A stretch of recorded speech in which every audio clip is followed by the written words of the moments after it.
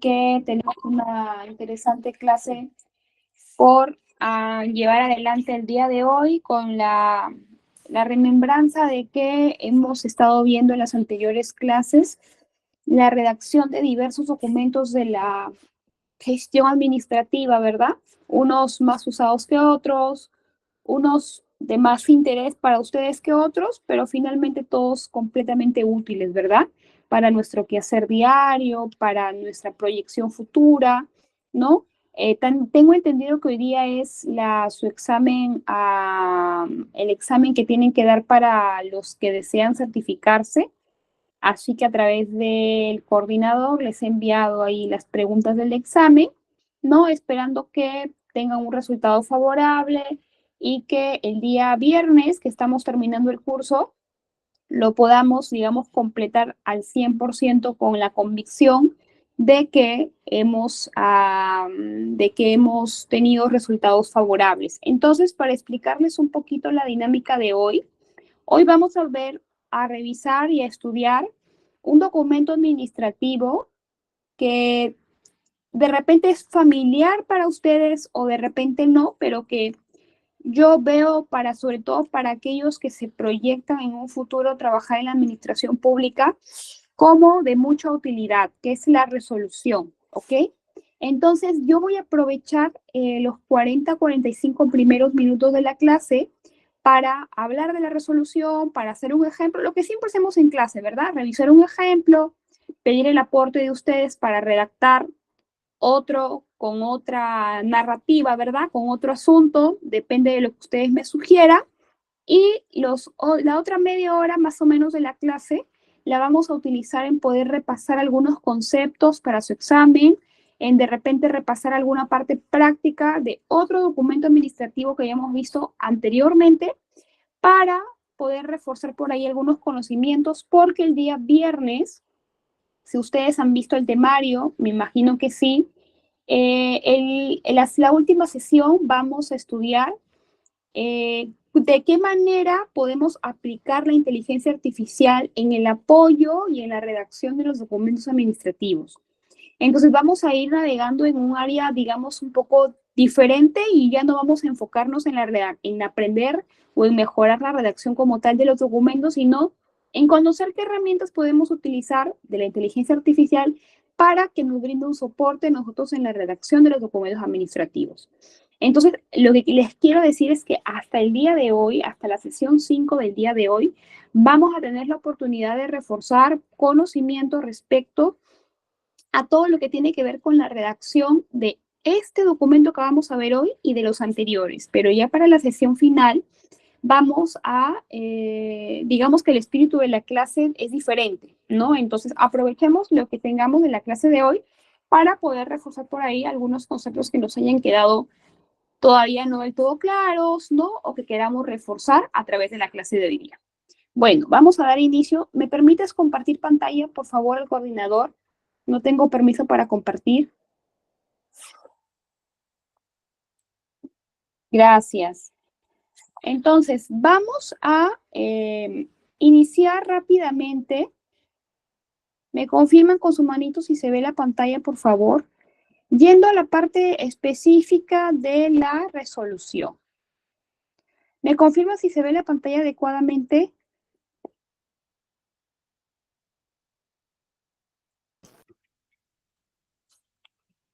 Sí, ¿verdad?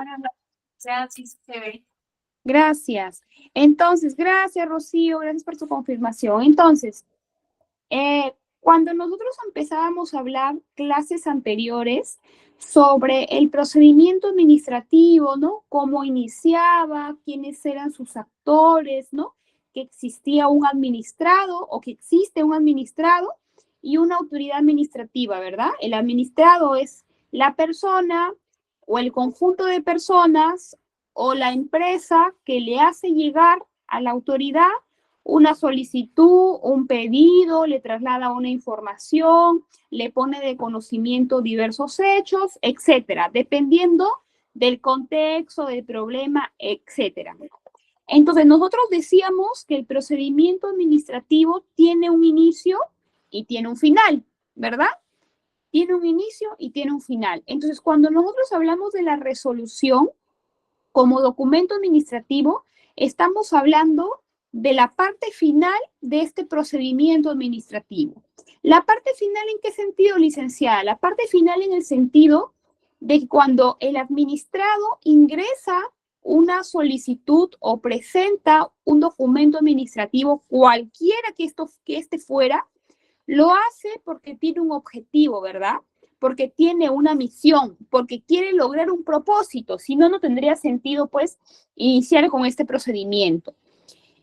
Por supuesto de que el administrado no tiene la completa y certera conformidad o seguridad de que su solicitud va a ser atendida, va a ser aceptada y va a ser declarada procedente por la autoridad. Pero desde que inicia un procedimiento, y todos aquellos que hemos iniciado un procedimiento, lo hacemos porque tenemos el interés y la convicción de que, de que nuestro documento va a tener un resultado y una conclusión favorable. Entonces, existen determinados procedimientos administrativos cuyo pronunciamiento final se da a través de un documento donde se expresa la posición de la autoridad administrativa respecto de mi pedido. Después de que ya fue recibido, después de que ya fue analizado legalmente, ¿no? De que se revisó los requisitos, se revisaron los antecedentes, se revisó todo el expediente de ese documento administrativo. Ya la autoridad ha agotado todos los requisitos, los plazos, y le toca pronunciarse o emitir un pronunciamiento final sobre esa petición. ¿A través de qué documento administrativo lo expresa, lo dictamina, lo hace público y de conocimiento, digamos, no solamente para el administrado, sino también para la institución, para autoridades competentes y demás, a través de una resolución? Seguramente en alguna oportunidad ustedes habrán revisado las características de una resolución, la habrán leído seguramente, quizá otros no, pero lo que importa el día de hoy es que conozcamos en primer lugar qué es, ¿no? Y en qué momento del procedimiento administrativo se dicta una resolución. Ahora, me van a decir, licenciada, pero en todos los documentos, o sea, todos los documentos administrativos tienen que terminar su procedimiento en una resolución, y la respuesta claramente es no, ¿verdad? Cuando vamos a imaginar que tú eres una autoridad de alto rango, ¿no? Y emites un oficio a otra autoridad de alto rango. Tú es un oficio de invitación, vamos a decir, ¿ya? Un oficio de invitación para la participación en un taller de capacitación. Entonces, tú emites un oficio y ese oficio puede ser respondido, por supuesto que puede ser respondido, ¿no? La otra autoridad te puede decir sí, conforme, ¿no? Se comunica que las personas que van a asistir es Ana Ovilluz, ¿no? Del área tal, es Nilton del área tal, ¿no? Es de repente Abel del área tal, ¿no? Cuyos correos son, teléfonos son, etcétera, etcétera. Pero la naturaleza de ese documento de petición administrativa no origina una resolución, no origina un documento de este tipo. Existen ciertos procedimientos administrativos que sí originan que la decisión final sea plasmada, publicada y registrada a través de una resolución. A ver, pensemos de repente qué procedimientos administrativos que ustedes conozcan, de repente cotidianos, de algún familiar, personal, del trabajo, que ustedes conozcan, haya concluido, haya terminado en una resolución. A ver, de la vida cotidiana. Vamos a pensar en procedimientos administrativos que concluyen en resolución de la vida cotidiana. A ver, un ejemplo. Pensemos. Y díganme y coméntenlo por favor en el chat.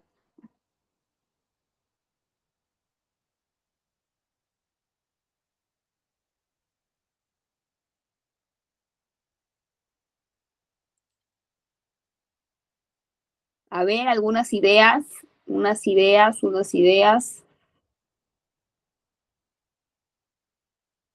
Yo les doy un ejemplo. En el sector privado, que de repente es un poquito más difícil de pensar porque yo estoy más familiarizada con el sector público.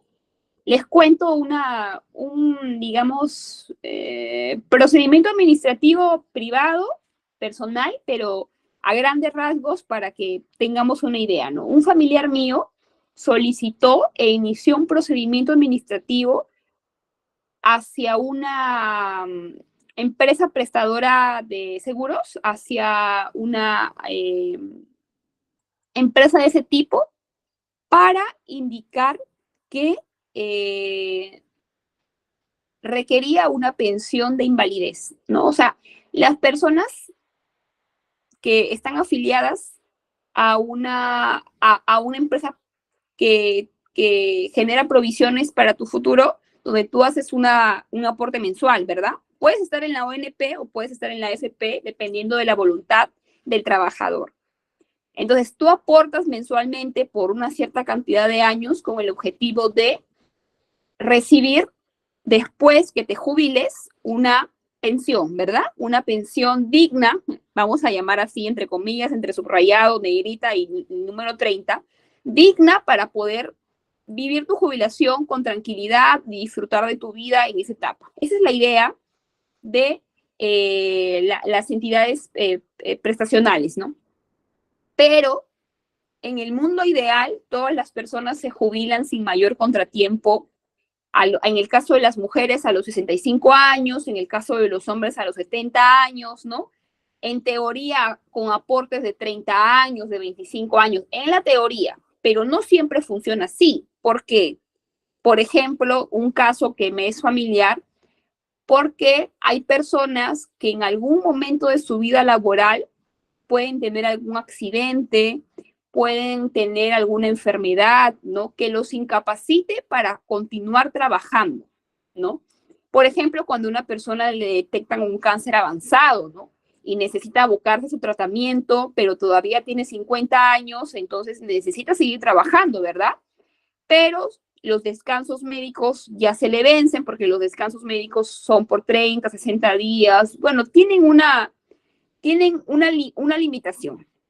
Entonces, esa persona en el mediano plazo, por ciertas condiciones de salud, está impedido de trabajar, ¿no? O puede una persona sufrir un accidente, ¿no? Quedar incapacitado para el trabajo. Pueden haber miles de situaciones que le suceden a muchas personas, incluido este familiar que yo tengo. Este familiar que yo tengo, eh, más o menos le faltaban como unos 7 años para... Sí me copian, ¿verdad? Porque nadie me responde, ¿no? Sí me escuchan bien, ¿verdad? Para contarles el caso. Sí, profesora. Ah, ya. Entonces, esta persona, que es mi familiar, le faltaban como 7 años para jubilarse, ¿ok? Jubilarse me refiero a llegar a la edad que te corresponde para ya poder adquirir los requisitos para poder jubilarte, porque para los que trabajan y tienen algún familiar que trabaja como docente nombrado, docente en el Ministerio de Educación, tú cumples 70 años hoy día 9 de octubre y mañana 10 ya salió tu resolución de cese, ¿no?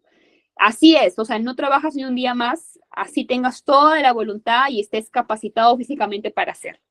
Entonces, para los que no saben, porque yo no sabía, mis familiares no sabíamos que existía esa posibilidad, cuando tú pagas, cuando tú estás afiliado a una AFP, si bien es cierto, mensualmente tú pagas tu cuota o la asignación que te corresponde, ¿verdad?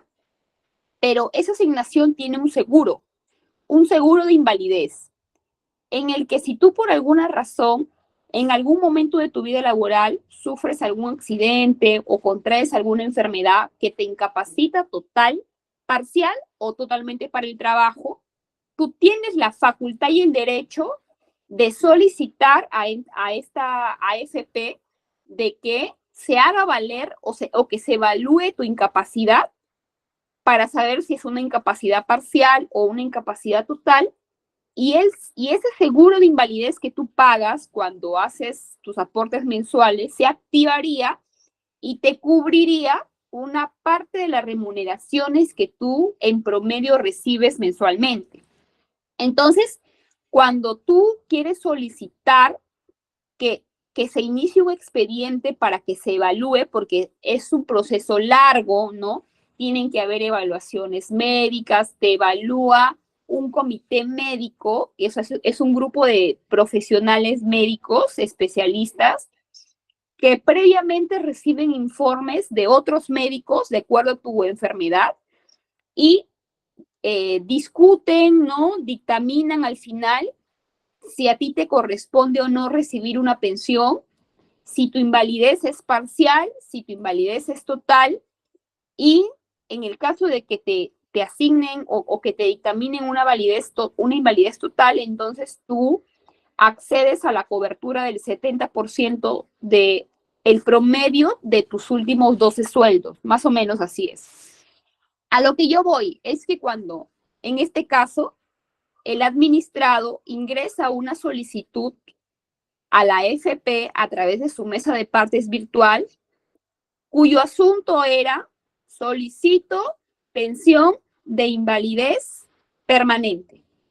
Ese procedimiento administrativo tenía una serie de requisitos: historia médica, informes médicos, recibos de pago validados, ¿no?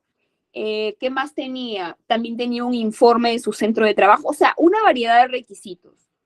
Después de reunir todos los requisitos, se arma un expediente y empiezas a pasar por evaluaciones médicas presenciales, ¿no? De un oftalmólogo, de un neurólogo, de un oncólogo, dependiendo de la enfermedad que tú tengas. Y luego el comité médico, que es la máxima entidad dentro de digamos, de esa área de seguros de invalidez, estudia tu caso, estudia todo tu expediente y dentro de un plazo razonable te emite una decisión. Ahora, ¿cómo se emite esa decisión? A través de una resolución de índole de carácter privado, porque es una resolución del comité de seguro de la AFP tal, en el que por las consideraciones X, Y, Z que hayan leído y discutido en el expediente, se resuelve, ¿no? Decretar invalidez permanente, por lo que se dispone que el área tal inicie el procedimiento para la asignación de la pensión de carácter vitalicia, ¿no? Por poner un ejemplo. Entonces, ese tipo de procedimientos en el sector privado, que son procesos complejos, que son procesos muy específicos, terminan en una resolución. Ahora, las resoluciones en este caso son apelables. ¿Qué quiere decir? Que imaginémonos que este administrado, que no fue el caso ya, pero lo estoy haciendo en una suposición, haya recibido una resolución desfavorable. O sea, el comité médico haya dicho que no le corresponde o que la persona no tiene ningún tipo de incapacidad y que por tanto no le corresponde ningún tipo de pensión de invalidez y que va a tener que esperar a que se jubile para poder acceder a su pensión regular que le corresponde en esa fecha. Si el administrado no está de acuerdo, tú puedes apelar el sentido de esa resolución porque existe un tribunal, ¿no? A través del cual se discute o se reevalúa de acuerdo a tu consideración. Pero también existen resoluciones que son inapelables, ¿no? O que son instancias finales, en donde tú recibes la resolución y ya no tienes derecho a poder solicitar una reevaluación, una reconsideración. Va a depender mucho del procedimiento en específico que sea. Entonces, a lo que yo quiero llegar a través de este ejemplo es de que no nos podríamos adelantar y decirles ahorita, yo les armo una lista de procedimientos administrativos que terminan en una resolución, porque es mucho más complejo que eso. depende más de una evaluación detallada y particular del procedimiento administrativo para poder decir, ¿no? Y decirles con más claridad si efectivamente ese procedimiento termina en una resolución o se decide a través de una resolución o no. Ahora, pensemos en ejemplos en el sector público, que son un poquito más fáciles porque las resoluciones son como pan caliente en el sector público, ¿no? Creo que podríamos tener un ejemplo más claro de una resolución en el sector público. Miren, yo les doy un ejemplo y de repente si ustedes lo analizamos un poquito más, nos pueden decir otro. En el sector público, cuando van a designar a un alto funcionario, ¿cómo lo hacen? ¿Cómo lo hacen público? ¿En qué documento se determina o se designa a un funcionario de ciertas características? A través de un documento que se llama la resolución. Por ejemplo, vamos a presentar la pantalla para que veamos la cantidad infinita de ejemplos de resoluciones de designación. Esas resoluciones de designación se suelen publicar en El Peruano, ¿no? Que es el diario de mayor circulación a nivel nacional. Entonces, todos los días, si ustedes revisan el portal de las designaciones en El Peruano, van a ver cómo en el sector público, si ven mi pantalla, ¿verdad? ¿Sí le están viendo? ¿No le están viendo? Ya. Van a ver cómo en el sector público todos los días se publican resoluciones de designación, ¿no?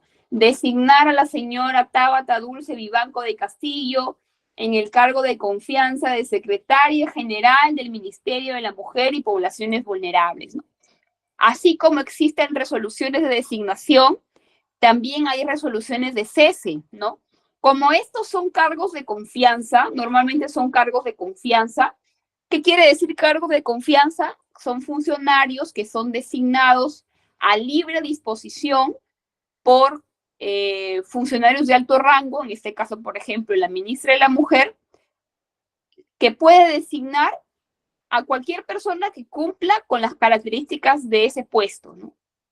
No tiene que pasar un concurso público, no, es una designación por confianza, ¿no? Porque esta ministra, pues, conoce seguramente a esta funcionaria o conoce su hoja de vida y le deposita su confianza para desarrollar o llevar a cabo este puesto, ¿no? Entonces, en este caso, cuando se designan a altos funcionarios del Estado, se les retira la confianza, se designan encargaturas, se suelen hacer a través de documentos que se llaman resoluciones. En el sector público existen diversos tipos de resoluciones. Resolución ministerial, resolución directoral, resolución jefatural. ¿Qué otro tipo de resolución han visto? Porque tenemos, pero a montones, ¿ah? Para dar ejemplos. Resolución de alcaldía. A ver, vamos a revisar una resolución de alcaldía. Yo la verdad que en mi experiencia he visto muchos tipos de resoluciones. ¿Qué son las resoluciones de alcaldía? Vamos a revisar. La resolución de alcaldía es un acto administrativo que se basa en las facultades que se le otorga al alcalde por la ley orgánica de municipalidades. Cuando, por ejemplo, el alcalde va a designar a su gerente general, ¿a través de qué documento lo hace? A través de una resolución de alcaldía, ¿no? Por ejemplo, si ven la página, ¿verdad, queridos alumnos? Aló. Si ven la página, ¿verdad? Elvis nos dice, ¿hay alguna resolución más importante que la otra? Yo respondería a tu pregunta, Elvis, diciendo que si hablamos de jerarquías, evidentemente una resolución ministerial a comparación de una resolución de alcaldía o de una resolución directoral, podríamos decir que es más importante porque lo emite un funcionario de más alto rango, ¿no? Porque evidentemente un ministro es un funcionario de más alto rango que el alcalde.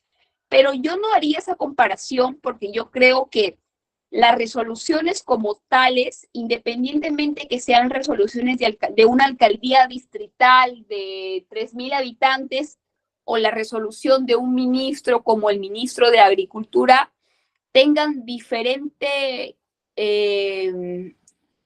diferente contexto, diferentes funciones, pero cada una en su ámbito tiene su relevancia y tiene su importancia, ¿no? La resolución de alcaldía es uno de o por no decir, el acto administrativo de mayor importancia dentro de esa alcaldía. Entonces, para esa institución y para esos administrados, tiene una relevancia trascendental, ¿verdad? Y una resolución ministerial en el ámbito de esa institución también tiene su importancia. Entonces, yo preferiría hacer el análisis en ese sentido, ¿no? De que las resoluciones, independientemente si provienen de un ministerio, provienen de una alcaldía pequeña, ambos tienen su importancia en el contexto y en el ámbito a través del cual son dictaminados, ¿no? Porque evidentemente una resolución de alcaldía, por ejemplo, de la Municipalidad Provincial de Junín, tiene una validez, por ejemplo, ¿qué están dictaminando acá? ¿Qué están resolviendo? Reconocer a la Junta Directiva del Comedor Popular Isabel Flores de Olivo con fecha de vigencia tal, finalizando la fecha tal. Entonces, esta resolución tiene una obligatoriedad y tiene unos alcances dentro de un ámbito, ¿verdad? Dentro de una jurisdicción que es la jurisdicción de la provincia de Junín. En cambio, si nosotros vemos una resolución como la que hemos analizado de nivel ministerial, evidentemente la viceministra que está, la secretaria general que está designando pertenece a una institución a través de la cual todos los peruanos formamos parte, ¿verdad? Los ministerios no son entidades locales, regionales, son instituciones a nivel nacional. Entonces, evidentemente, los alcances de esta resolución ministerial, por la propia naturaleza del ministerio, nos alcanza y nos incumbe a todos los peruanos, ¿verdad?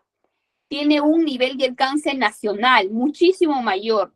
En cambio, una resolución de alcaldía, en el ámbito de su jurisdicción, por supuesto que tiene igual importancia e igual trascendencia. Ahora, estábamos hablando por ejemplo, estábamos revisando algunos tipos de resoluciones, ¿no? En este caso, cuando las municipalidades, para hablar del caso de las municipalidades, ya que estamos hablando de resoluciones de alcaldía, por ejemplo, cuando el alcalde va a designar a un teniente gobernador, ¿no? Perdón, en el caso de las municipalidades, sus representantes en las comunidades se llaman agente municipal. Agente municipal es el representante, agente municipal son los representantes de las municipalidades en los sectores, ¿no? Seguramente ustedes conocen algún agente municipal y demás.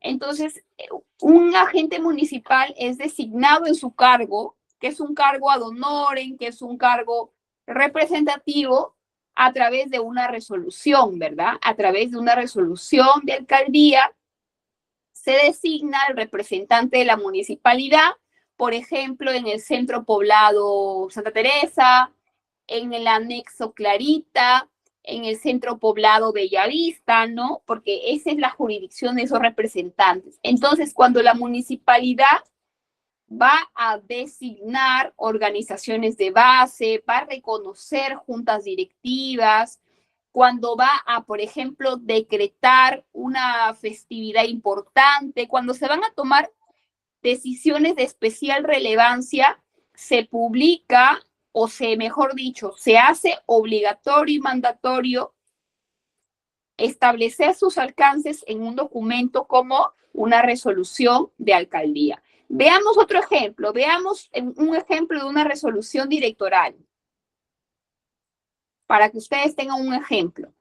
Ya, por ejemplo, la resolución directoral de un área del Ministerio de Economía y Finanzas. A ver, vamos a ver, espera un ratito. A ver, vamos a ver. La resolución directoral número 3424. Ahora me preguntarán, porque hoy día no me están haciendo muchas preguntitas, pero me anticipo a decirlas, ¿no?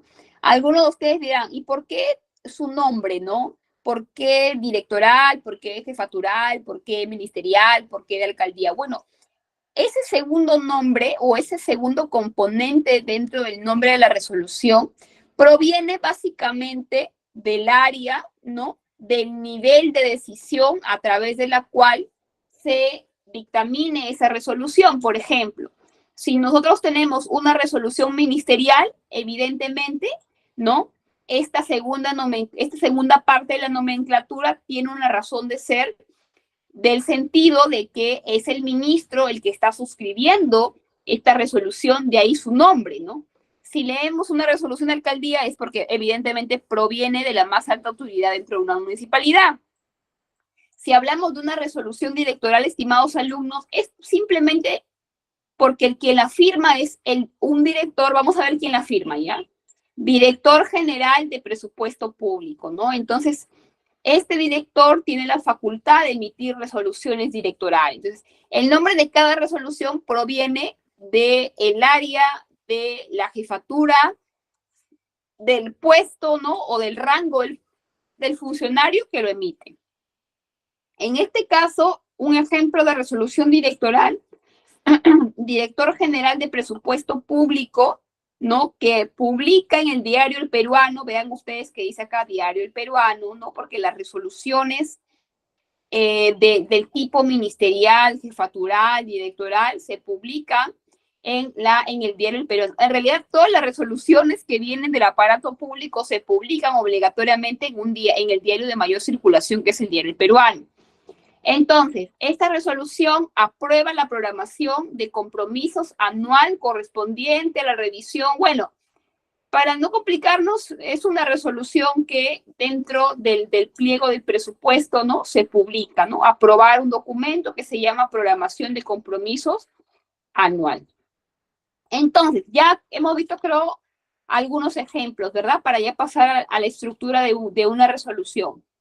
¿Me confirman que todo bien o tienen alguna pregunta para pasar a revisar la estructura de una resolución?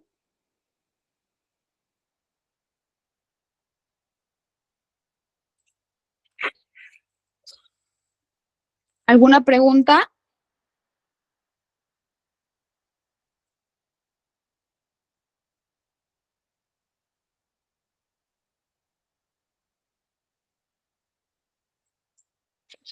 No, ¿verdad? Ya. Vamos a ver ejemplos de una resolución primero para redactar, tratar de redactar, porque al igual que un informe, una resolución también es compleja, estimados alumnos, entonces no es como un oficio, una carta, una solicitud o un memorial que lo podemos redactar en el mismo momento, ¿no? Una resolución es un documento de carácter técnico, de carácter oficial, en donde se tiene que compilar mucha información y evidentemente una resolución no se redacta ni en media hora, ni en una hora, ni en 2 horas, ¿no? Toma su tiempo porque es un documento complejo. Vamos a ver esta resolución directoral para revisar la estructura. Primero vamos a darle una ojeada general para luego poder analizar parte por parte su estructura. Entonces, esa resolución directoral es una resolución de este año, de hace 7 días. Es una resolución que la firma, vamos a ver quién la firma. La firma César Rivadeneira, que es el director general de la Oficina de Recursos Humanos del Ministerio de la Mujer y Poblaciones Vulnerables, ¿no? Entonces, como lo firma el director, ¿no? Y proviene de ese rango, su nombre, ¿cuál va a ser el nombre de la resolución? Resolución directoral. Ya, hasta ahí estamos claros. Ahora, respecto al primer ítem que tenemos que revisar, que es el tema del encabezado, recordemos que las resoluciones, evidentemente, más aún en el Estado, tienen un carácter oficial, ¿verdad? Son documentos oficiales o documentos formales, ¿no? Entonces, tienen que guardar las formas respecto a qué? respecto al encabezado. En el caso de las resoluciones, no va a ser lo mismo o el mismo encabezado que hemos estado viendo normalmente en otros documentos administrativos como el oficio, como la carta. ¿Se acuerdan que cuando nosotros revisábamos el encabezado de ese tipo de documentos, veíamos que existe un manual de identidad gráfica donde te indica el tamaño de los logos, ¿no? Los archivos editables. Bueno, cuando nosotros revisemos ese manual de identidad gráfica, por ejemplo, del Ministerio de la Mujer y Poblaciones Vulnerables, también vamos a encontrar de qué forma tiene que establecerse el encabezado o el pie de página de una resolución. Ya existe un formato, existe un parámetro, ¿no? Del cual nosotros nada más nos tenemos que limitar a revisar y a establecer como lo ha aprobado el área de comunicaciones de ese ministerio, ¿correcto? No vamos a proponer, no vamos a innovar, no vamos a crear en el sector público referente al tema gráfico. No creamos nada, todo ya está aprobado por la autoridad correspondiente y publicado en el manual correspondiente. Pero lo que yo quiero oír es que la estructura del encabezado no es igual a otros documentos administrativos, vuelvo a repetir, como el oficio o la carta. Tienen otro tipo de encabezado, como ustedes pueden ver aquí en la parte superior. Y esto es una estructura muy similar que yo he visto en casi todas las resoluciones que provienen de instituciones públicas, ¿no? Que normalmente se coloca el escudo del Perú en el centro del encabezado, ¿verdad? Ahora, en esta primera parte, básicamente es lo mismo en el sentido de que todo documento administrativo tiene un correlativo, ¿verdad? Tiene un correlativo. Ya en ese sentido creo que no hay mucho que precisar, porque ya hemos hablado en todos los documentos anteriores que los correlativos son importantes y vitales para establecer el orden, para establecer el registro, ¿verdad? El registro del documento, ¿no? De la fecha en la que se emite el documento. Ahora, ¿por qué es de que el nombre normalmente cuando nosotros hemos estado viendo las cartas y los oficios, ¿no? Vemos que se coloca todo en mayúscula, pero alineado hacia la izquierda, ¿no? Este ha sido el orden del correlativo normalmente en otros documentos administrativos. Sin embargo, en la resolución es diferente, vuelvo a repetir, por la formalidad de este tipo de documento. Entonces, siempre ustedes van a ver que el nombre de la resolución sea resolución ministerial, sea resolución de alcaldía, resolución jefatural. El nombre de la resolución que sea siempre va a ir en una letra más grande, ¿no? En una letra más grande, más o menos en el número del 35 36, y va a estar centrado debajo del encabezado de nuestro documento. El correlativo se va a mantener, ahí no hay ningún cambio. En este caso, esta resolución es la número 494 del año 2024 y ya sabemos qué significan estas siglas, ¿no? A ver, si hemos estado atentos a clases anteriores en el chat, ¿quién me indica qué significan estas siglas? Y más que qué significan, en qué orden se colocan, ¿no? A ver, ¿quién me puede hablar un poquito sobre eso? Que se repite en casi todos los documentos de gestión administrativa.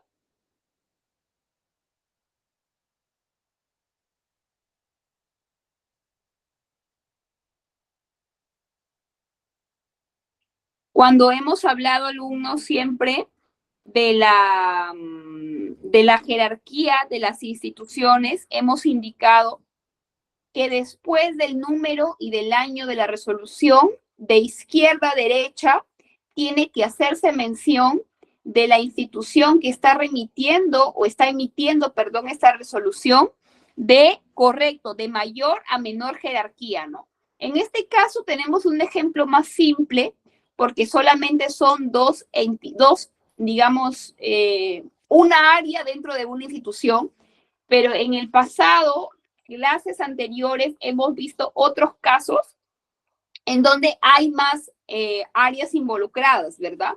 En este caso empezamos con el MIN porque el MIN es las siglas del Ministerio de la Mujer y Poblaciones Vulnerables y la OGRH es la Oficina de Gestión de Recursos Humanos. Entonces, siempre vamos a colocar el correlativo en mayúscula, en negrita, ¿no? Y vamos a colocar después del número y después del año las siglas de la entidad de izquierda a derecha, de mayor a menor jerarquía.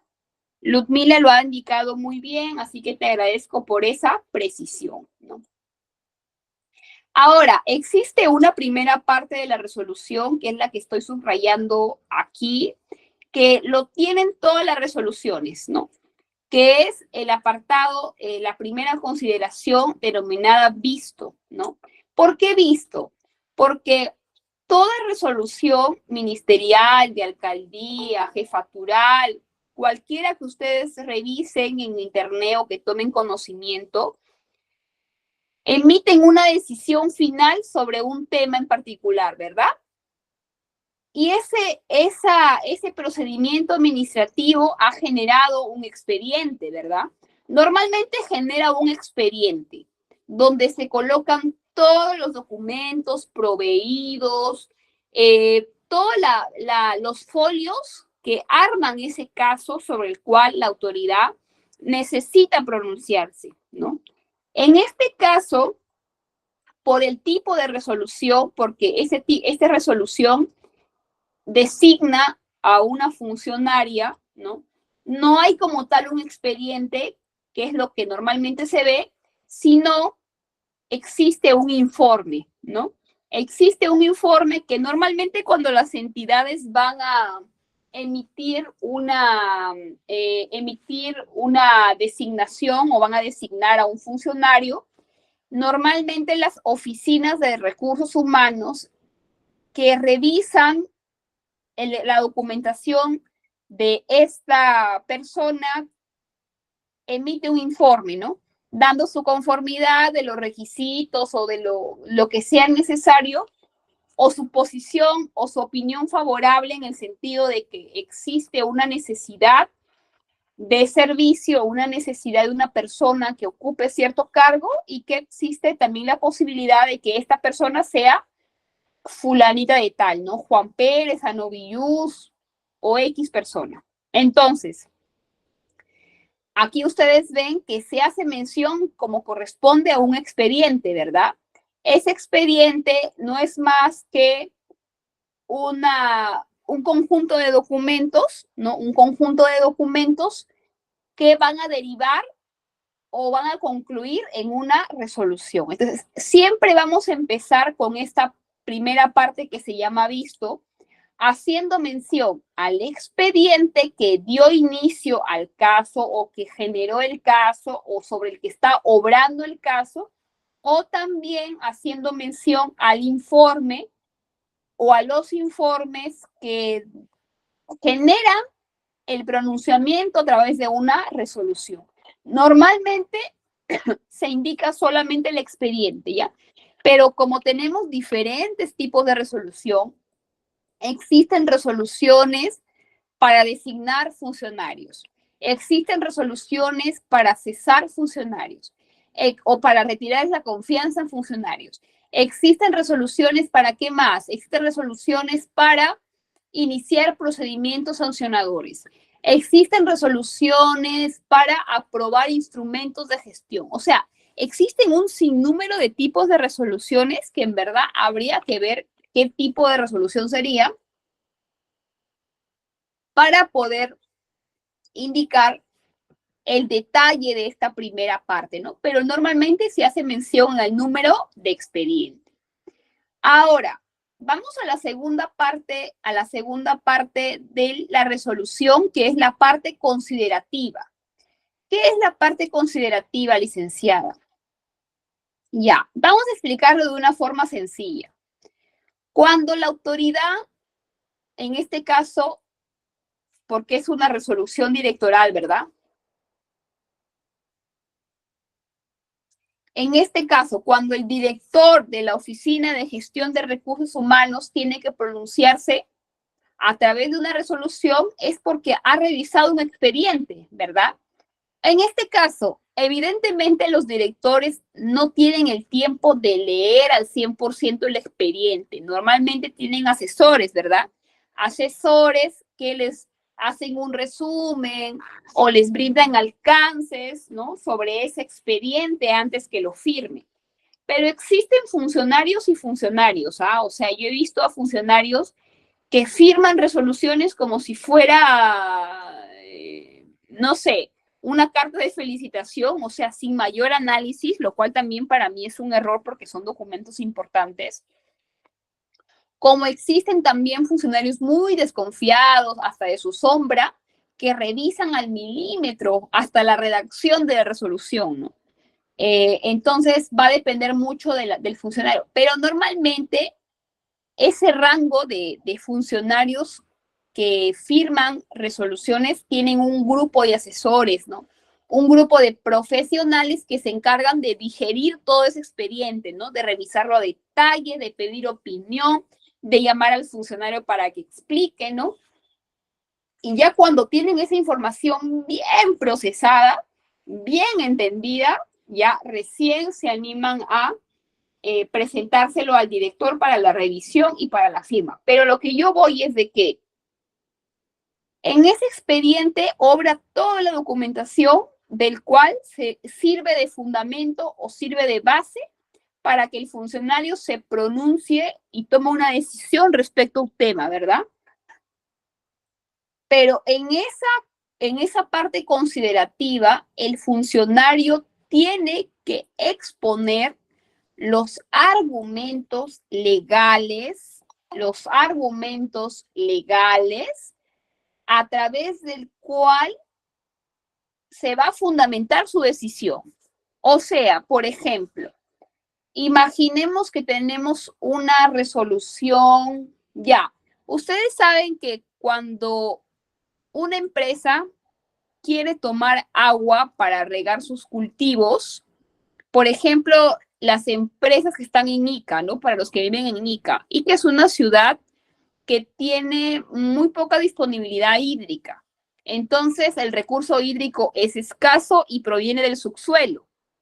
Si tú eres una empresa agroexportadora, una empresa que su actividad necesita agua de ese tipo, tú ya vas a tener que hacer pozos subterráneos para poder captar el agua, bombearla o extraerla y llevarla hacia tus cultivos, ¿verdad?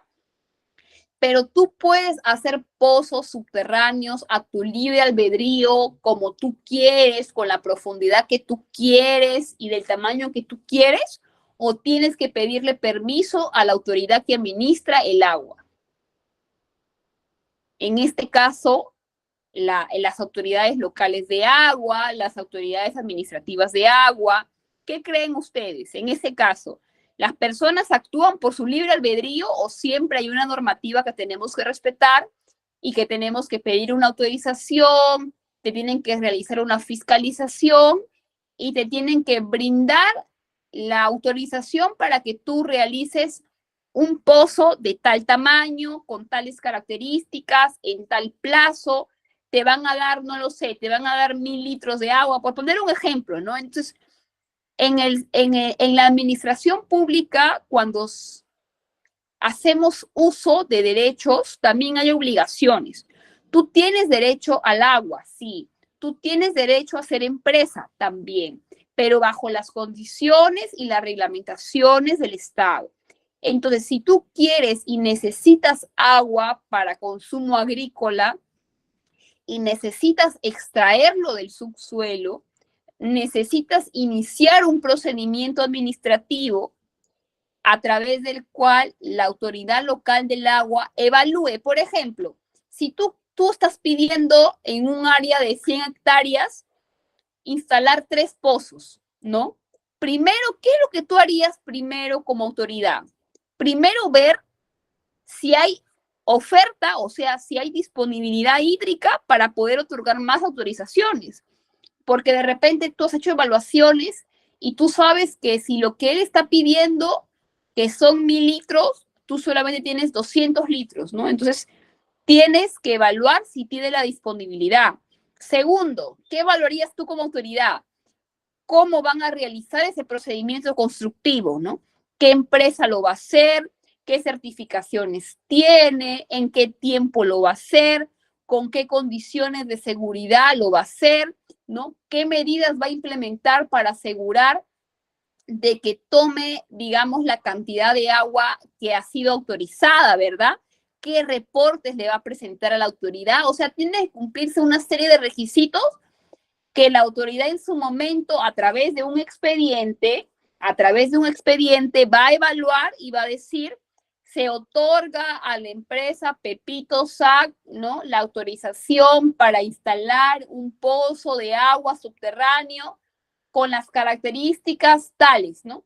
Durante un periodo de repente de 5 años, ¿no? O sea, no es que te otorguen el permiso de por vida, sino que cada 5 años tú vas a estar en la obligación, primero, de cumplir las reglas que te han dado, ¿verdad? Porque si tú las incumples, no te van a renovar tu autorización, ¿no?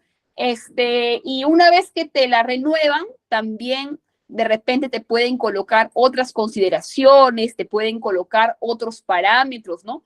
O otras obligaciones que tú tienes que cumplir. A lo que yo voy es de que en la parte considerativa, de acuerdo al ejemplo que hemos dado, ¿no? Por ejemplo, si te van a evaluar para darse la autorización para hacer pozos subterráneos, hay una directiva, ¿verdad? Seguramente hay una norma que regula cuál es el procedimiento, ¿no? Existe de repente un lineamiento, ¿no? Entonces, que en alusión a tal lineamiento tú cumples o no cumples, ¿no? Que de acuerdo a tal norma que se ha revisado, tú estás cumpliéndolo o estás incumpliéndolo y por tales razones yo te autorizo o te niego la autorización, porque finalmente mi posición como autoridad proviene de qué? Proviene de una serie de fundamentos, ¿verdad? Tú no autorizas o no rechazas una autorización porque me cayó mal, porque no lo sé, porque me pareció que esa persona no va a ser un buen empresario. No, tú decides por el cumplimiento de normas.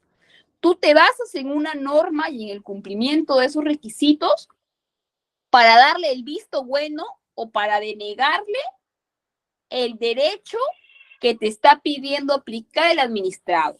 Entonces, esta parte, estimados alumnos, es la parte más importante de una resolución. ¿Por qué la parte más importante, licenciada? Porque si esa parte no está bien motivada, si esa parte tiene vacíos, incongruencias, tiene contradicciones, ¿no? ¿De quién va a ser la responsabilidad? ¿De quién creen ustedes que va a ser la responsabilidad si hay estos vicios en la parte considerativa?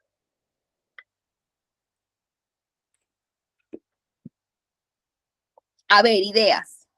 Primero, ¿quién le vuela en la cabeza primero? Al que lo firmó, ¿verdad?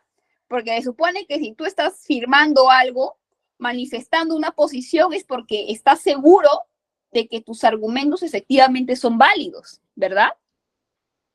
Entonces, esta parte es la parte más compleja y la que deben tener siempre una mayor análisis y observación, porque esta parte de considerativa es la que le va a dar todo el peso y todo el soporte a tu decisión. Y por eso es de que tú debes tomarte todo el tiempo necesario para asegurarte de que todos los aspectos de tu decisión estén respaldados por el cumplimiento o por el incumplimiento de una norma que regule ese procedimiento. Si tú le estás denegando una autorización a la empresa Pepitos, ¿es por qué? Porque tú tienes informe seguramente del especialista de seguridad que ha hecho una inspección y ha concluido de que no se cumplen con las condiciones de seguridad. o porque tú tienes un informe de un funcionario que quizá ha ido al lugar y se ha dado cuenta que los pozos ya han sido ejecutados sin autorización y que solamente quieren regularizar, ¿no? Entonces, tú tienes los argumentos legales y técnicos para poder pronunciarte sobre ese particular. Tienes la validez, ¿no? Tienes las armas para poder defender tu postura. Esa es la palabra que resume la parte considerativa. Tú tienes cómo demostrar a través del desarrollo de la parte considerativa que tu decisión es la correcta. Porque mañana más tarde les pregunto, ¿las resoluciones se pueden revisar? ¿Las resoluciones se pueden apelar? ¿Qué dicen ustedes? ¿Sí o no? ¿Las resoluciones son revisadas? ¿Las resoluciones son apeladas? Sí. ¿Y qué pasa, por ejemplo, si el funcionario que le otorgó la autorización de estos 3 pozos de agua, o vamos a pensar que no les otorgaron, ya, vamos a pensar que el funcionario se negó y el administrado apeló y la sala del tribunal le da la razón al administrado y no solamente le da la razón y anula una resolución anterior, sino que empieza a encontrar vicios, incongruencias e inconsistencias en la parte considerativa. Por ejemplo, el funcionario para negarle la autorización hizo mención de un informe tal, de un informe 085 del encargado de Defensa Civil, que decía que él había ido al lugar y que todo estaba ok, pero él utilizó ese informe para decir que las condiciones de seguridad eran insuficientes, ¿no? O sea, mintió en la parte considerativa para fundamentar su decisión. ¿Qué puede originar eso? Bueno, puede iniciar o originar procesos civiles, procesos penales, procesos administrativos, ¿no? Entonces, con esta parte cierro, pero a lo que quiero llegar es de que esa parte considerativa no se hace por hacer, no se revisa por revisar, sino realmente tienes que revisar letra por letra, coma por coma, hacer lectura de todos los documentos, porque realmente esta parte considerativa es la que te va a ayudar o te va a perjudicar en el caso de que esa resolución sea revisada en una instancia posterior. Incluso existen resoluciones que años después son revisadas. Por X y motivo, años después son revisadas. Entonces, siempre pensemos en que lo que estamos redactando y en lo que estamos firmando, además de ser decisiones importantes, son siempre documentos que van a estar bajo la fiscalización posterior de entidades, ¿no? Entonces, tenemos que estar seguros que lo que estamos decidiendo es lo correcto y es lo que se ajusta a la ley, lo que se ajusta a la ley.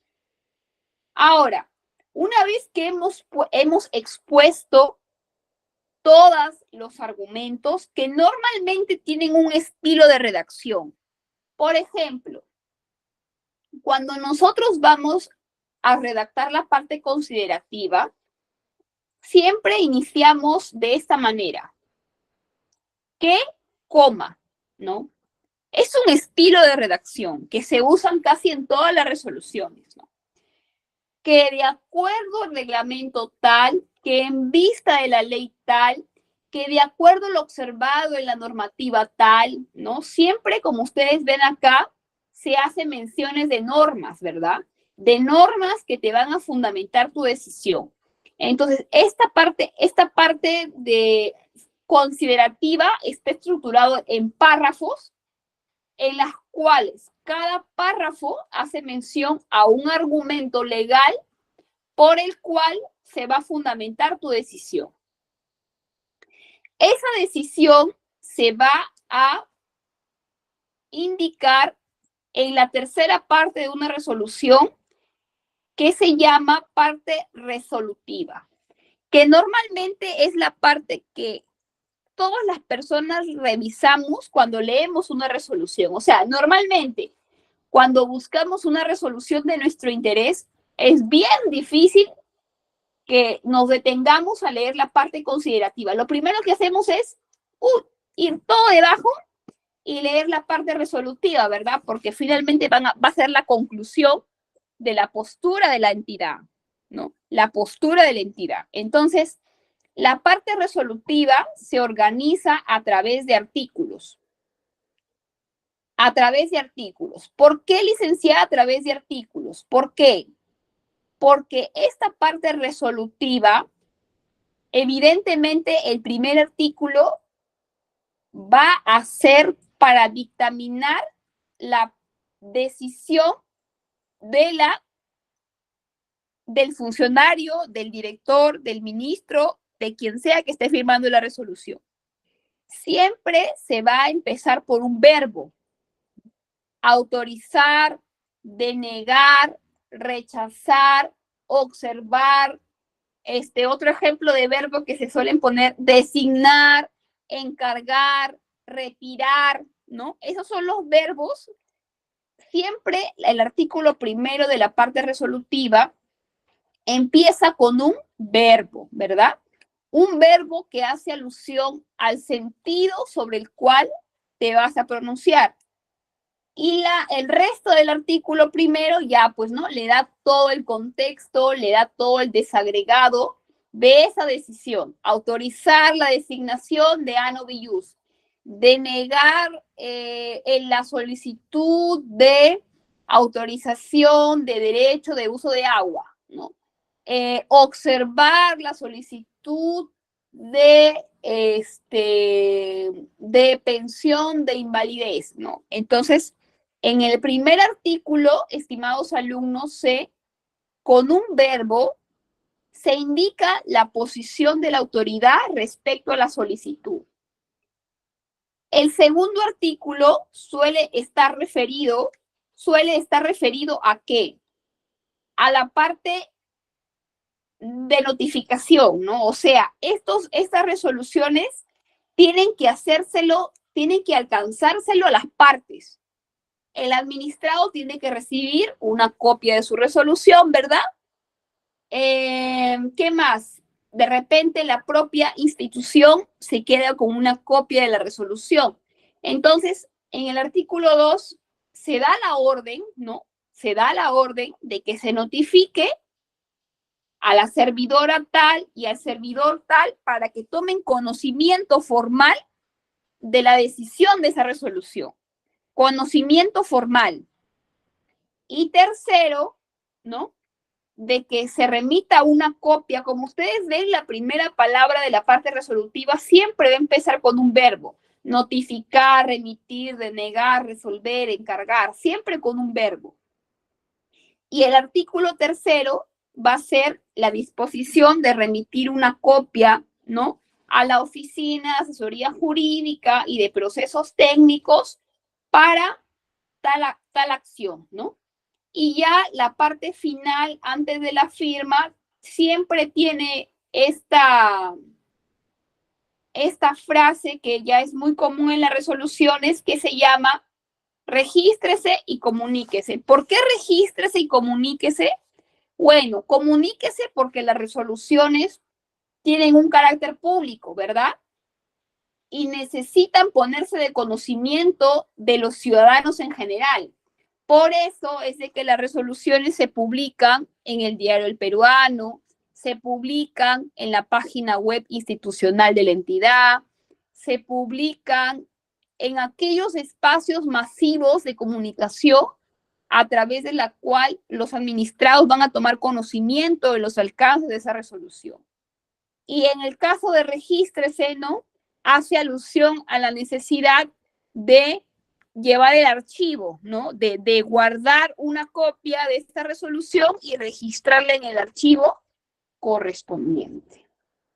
Bueno, hasta acá, ¿alguna pregunta? ¿Alguna duda, estimados alumnos? ¿Algún tema que quieran de la resolución que les aclare que no les quedó claro? Con todo gusto lo podría hacer ahora. ¿Lo entendieron un poco? ¿Me fui clara o quieren que vuelva a explicar?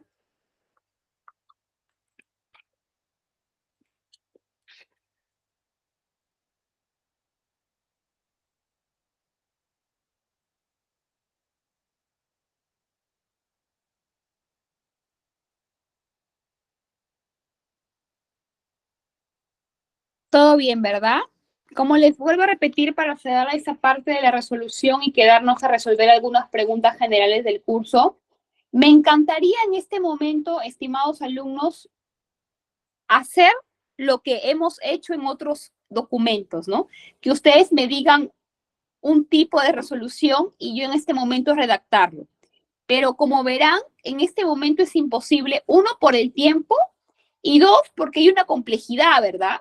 Hay una complejidad sobre todo en la parte considerativa. Entonces, estos fundamentos, el que lo redactó no lo hizo ni en 5 minutos ni en 1 hora, ¿no? Tuvo que compilar la información. Probablemente esta resolución no solamente la redactó un funcionario, ¿no? La redactaron 3, 4, 5, o sea, se necesita un equipo técnico realmente para poder, sobre todo, redactar la parte resolutiva. Ahora, me van a decir, licenciada, pero todas las resoluciones son así de complejas. La respuesta es no. Depende del procedimiento administrativo, la complejidad de la resolución. Mientras más técnico sea un tema, evidentemente más técnico van a ser la parte considerativa. Pero también existen resoluciones mucho más fáciles y sencillas de hacer que evidentemente van por el lado de decisiones más cotidianas, ¿no? Por ejemplo, cuando se resuelve, cuando tú vas a pedir una licencia de funcionamiento, normalmente se dictamina mediante una resolución, ¿verdad? Entonces, esas resoluciones son más sencillas, más simples, ¿no? Cuando vamos a designar a un funcionario, son resoluciones más sencillas, ¿no? Pero ya cuando nos pronunciamos sobre temas un poco más complejos, ahí es donde viene un poquito la dificultad en la redacción, pero de todas maneras, lo que yo quisiera que ustedes se lleven el día de hoy es que sepan identificar la estructura de una resolución, la finalidad de una resolución y la importancia de una resolución en la gestión administrativa, ¿no? En la gestión administrativa, porque realmente es para mí uno de los documentos administrativos de mayor trascendencia e importancia en general en la administración, tanto pública como la administración privada. Bueno, estimados alumnos, nos queda un promedio de unos 15 a 20 minutitos para que podamos, de acuerdo a lo que ustedes necesiten, reforzar de repente algún tema, o si quieren podemos hacer un repaso general de todos los documentos que hemos visto, ¿no?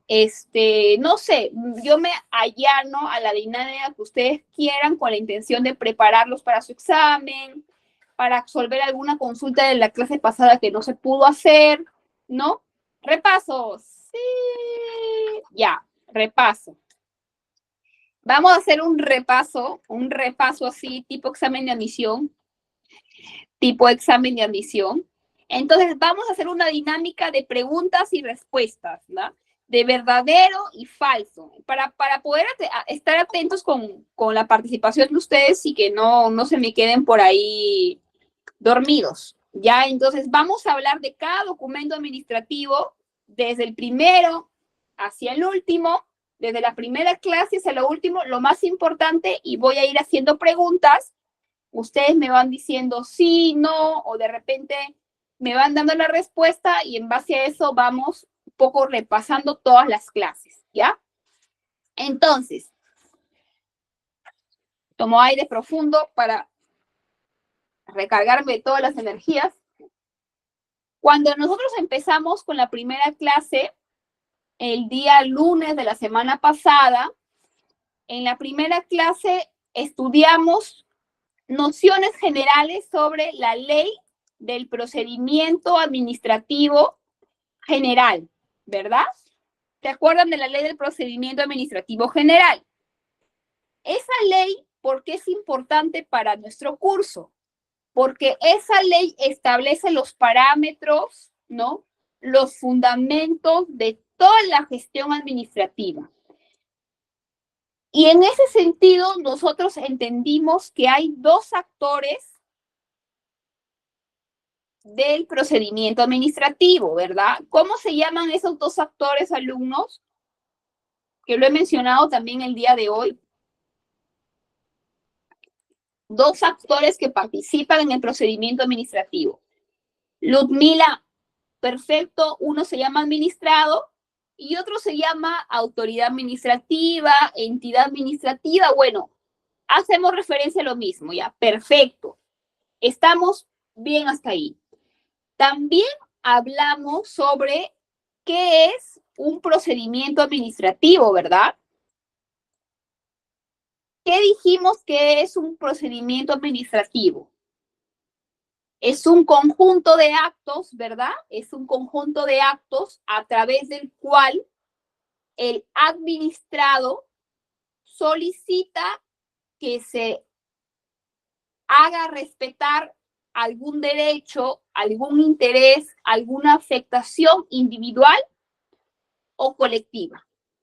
Eso dijimos que era vamos a ponerlo acá, conjunto de actos a través del cual un administrado solicita se respete sus derechos, intereses, etc. Ahora, dijimos que los documentos administrativos, todos tienen una estructura y tienen tres partes. ¿Cuáles son esas tres partes?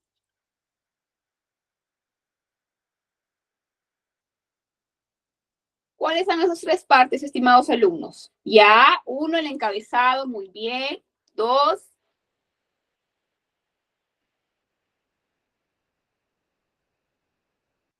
cuerpo. Tres,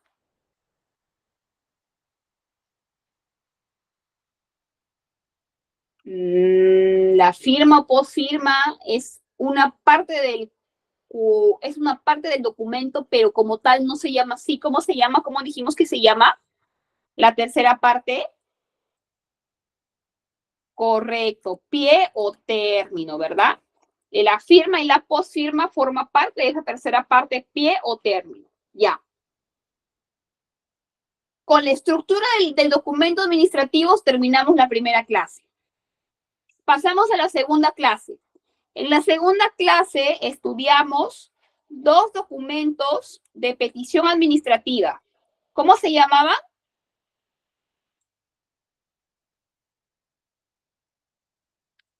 Ya, el otro, oficio es uno y el otro.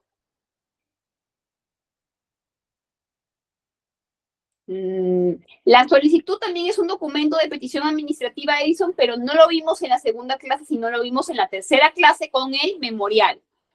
Correcto, en la segunda clase estudiamos el oficio y la carta, ¿verdad?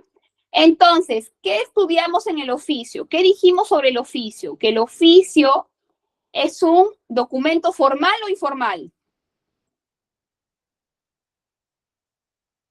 Documento formal o informal. Formalísimo, ¿verdad? Formalísimo. Es un documento formal a través del cual trasladamos información, ¿verdad? Realizamos invitaciones. ¿Qué más? ¿Qué más hacemos a través de un oficio? Ponemos de conocimiento diversos hechos, ¿verdad? Y la pregunta es, ¿cualquiera puede suscribir un oficio? ¿Sí o no? ¿Cualquiera puede? No. ¿Quiénes pueden suscribir un oficio? Sería la pregunta.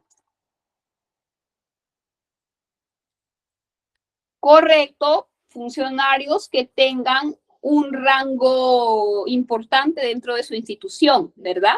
Puede ser jefaturas, directores, viceministros, ministros. Bueno, hay un número X pero Ludmila lo ha dicho mejor, ¿no? Funcionarios con cargos directivos. Entonces, el oficio tiene una estructura, ¿verdad? Tiene una estructura Claro, puedes mandarlo a escribir a la secretaria, por supuesto, y te aseguro que eso lo hace el 99.9% de los funcionarios de alto rango, porque nunca vas a ver a un funcionario de alto rango redactando su oficio. Lo dudo, lo dudo. Les apuesto, no sé, algo a que me muestren las pruebas de un funcionario que redacte su propio oficio de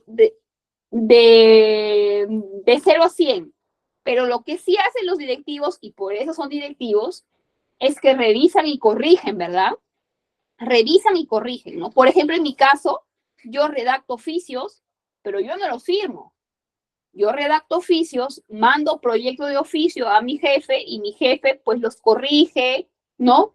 Le agrega por ahí una cosa, le quita algo, ¿no? Lo pule, ¿no? Lo que él llama pulir, y después de eso lo manda que lo firmen, ¿no? Pero él se encarga de revisarlo, de pulirlo, de corregirlo, y ese es un trabajo que hay que respetar porque es mucho más difícil quizá de la primera redacción, porque la capacidad para corregir un documento a ese nivel viene de algo que todavía no tengo tan consolidado yo, quizá, como de repente en 20 años, que es la experiencia, ¿verdad? La experiencia es un requisito muy, muy, muy de mucho valor en el ámbito de los documentos administrativos, ¿no? Por eso es que yo respeto mucho a mi jefe, porque de todos los jefes que he tenido, mi coordinador actual es una persona que se fija mucho en los detalles, o sea, en los documentos administrativos tiene que estar perfecto, ¿no? Tiene que estar libre de fallas ortográficas, libre de errores semánticos, ¿no? Revisa todo, hasta la coma y el punto y coma, entonces eso me ha ayudado mucho a perfeccionar y a pulir mi habilidad para la redacción. Y siempre espero con ansias sus comentarios, porque siempre me generan esa pregunta de ¿por qué no lo pensé antes yo? ¿No? O sea, ¿por qué él vio algo que yo no vi? Esa parte enriquecedora a mí me encanta, particularmente de este ámbito de la redacción de documentos. Pero bueno, ya, me fui de lo que estaba. Entonces, en el oficio trasladamos, ¿verdad? Trasladamos, ponemos de conocimiento hechos, y este oficio tiene una estructura que ya la hemos revisado, ¿verdad? Ya hemos dicho que el encabezado y el pie del documento, en el caso del sector público, está en un documento que se llama, ¿cómo se llama ese documento que te da las directrices gráficas del logo, del logotipo, del isotipo? Todo eso, ¿cómo se llama? Manual de identidad gráfica, ¿no? Manual de identidad gráfica, ya. En el caso de las empresas privadas, ya hemos dicho, ¿no? Que cada uno tiene que averiguar porque es distinto uno del otro. Ahora, la carta es un documento de petición administrativa, ¿no? Que prácticamente tiene la misma estructura, que tiene la misma función, pero el emisor, ¿no? El que suscribe el documento ya no necesariamente tiene un cargo directivo, sino podría ser yo, ¿no? Podría ser un funcionario de menor nivel, ¿no? Un servidor, un funcionario de menor nivel. Para eso está concebida la carta. Ahora, en la tercera clase vimos dos documentos de petición administrativa también. ¿Cómo se llamaban? El viernes que vimos.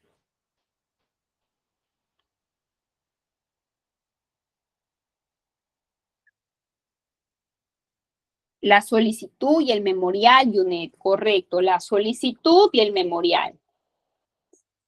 No, estimados alumnos, recuerden que el memorando es un documento de acto de administración interna, no es un documento de solicitud de petición administrativa. Ya, en la tercera clase vimos la solicitud y el memorial.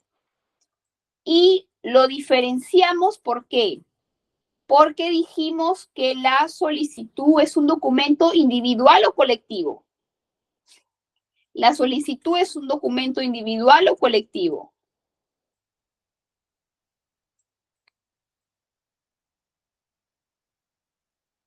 Individualísimo, ¿verdad? Individualísimo, Oscar. En el que a través de una solicitud, ¿no? valga la redundancia, tú solicitas, tú requieres, ¿no? Más que el pronunciamiento, la emisión de cierta documentación que te pertenece por derecho, ¿no? Básicamente que necesitas tener para cumplir algo, ¿no? Y dimos ejemplos, ¿no? Solicitud para tener una constancia laboral, una constancia de trabajo, una constancia de estudios, una constancia de práctica, una constancia de servicios, etcétera, etcétera, etcétera, ¿no? Una solicitud siempre tiene tus datos personales completos, ¿verdad? DNI, domicilio, tu código universitario, tu cargo en el que trabajaste, el periodo en el que trabajaste, etcétera, etcétera. En cambio, un memorial es un documento individual o colectivo.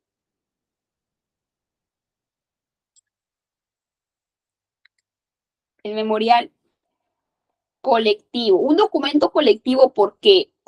Porque un grupo de personas, pequeño o grande, le hace saber a la autoridad sobre una situación que está afectando algún derecho, algún interés, alguna afectación a un grupo colectivo, ¿no? Entonces, un memorial siempre está acompañado de una lista de firmantes, ¿verdad? Firmantes mayores de edad, ¿no? Normalmente, ¿quién remite un memorial? ¿Quién lo hace suyo el memorial?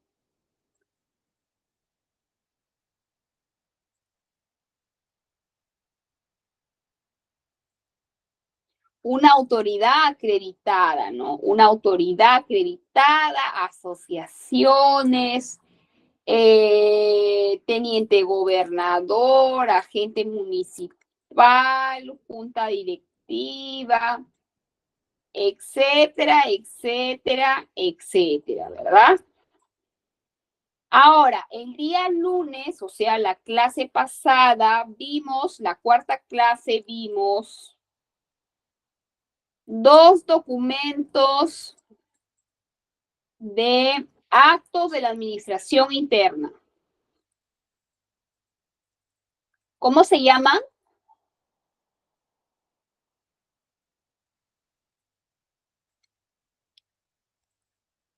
¿Cómo se llama? Informe y qué más, memorando e informe. Ya. Correcto. Cuarta clase vimos memorando e informe. El memorando dijimos que es un documento administrativo a través del cual, o mejor dicho, es un documento administrativo a través del cual un funcionario de mayor jerarquía se dirige a uno de menor jerarquía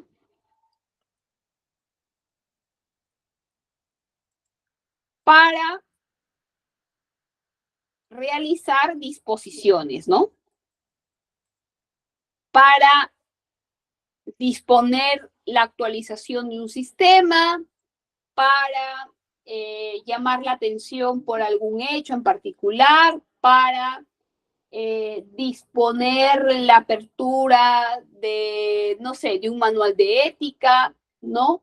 Para disponer de acciones de obligatorio cumplimiento para él o los funcionarios de menor jerarquía, ¿no? ¿El memorando es un documento formal?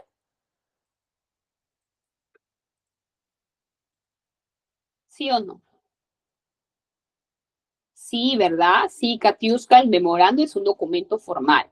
¿El memorando es un documento concreto o un documento extenso de miles de folios? ¿O es un documento claro y concreto? Claro y concreto, ¿verdad? Al punto, nada de darle pues el fundamento del... No, no, no, tú vas a lo claro y lo concreto, correcto. El memorando indica plazos.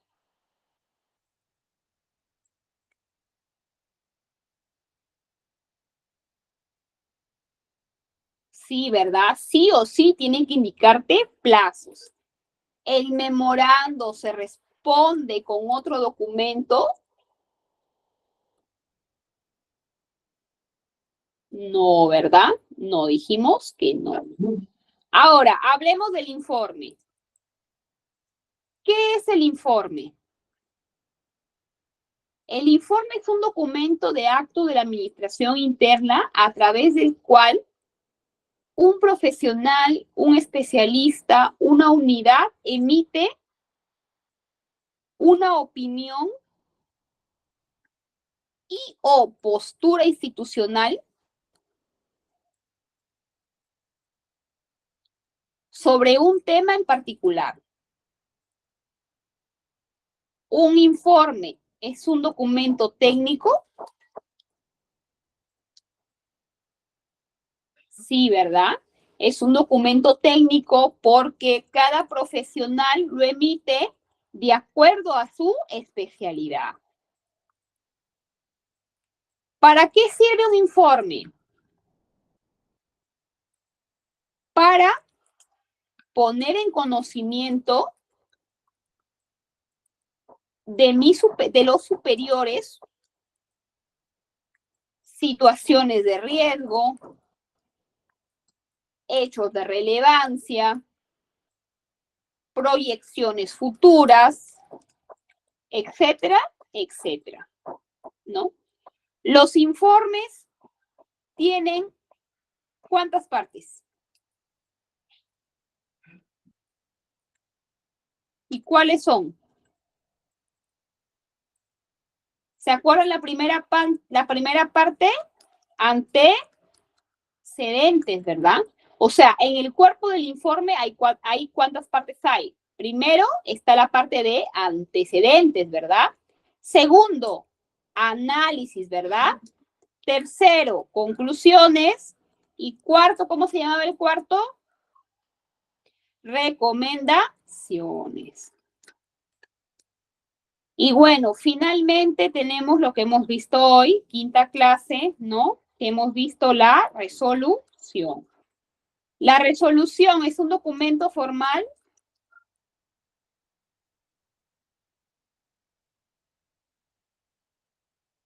Sí, súper formal, ¿verdad?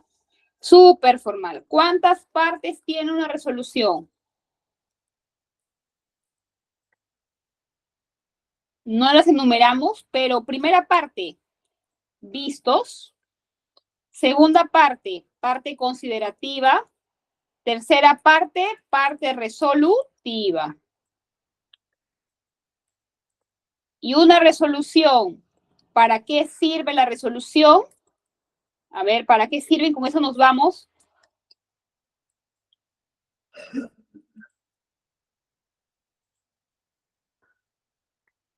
¿Para qué sirve una resolución?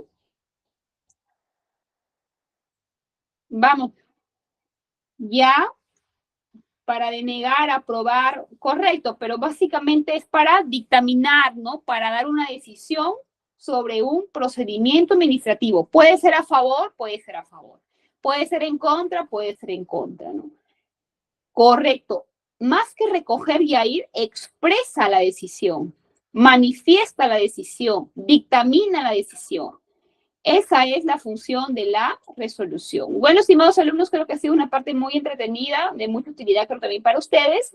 Con eso me estoy despidiendo, deseándole que le vaya muy bien en su evaluación y nos estamos viendo el día viernes y los espero puntualmente para finalizar el curso y poder despedirnos. Gracias y que tengan un buen día mañana.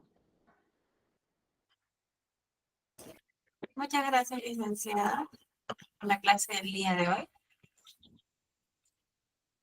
Bueno, estimados,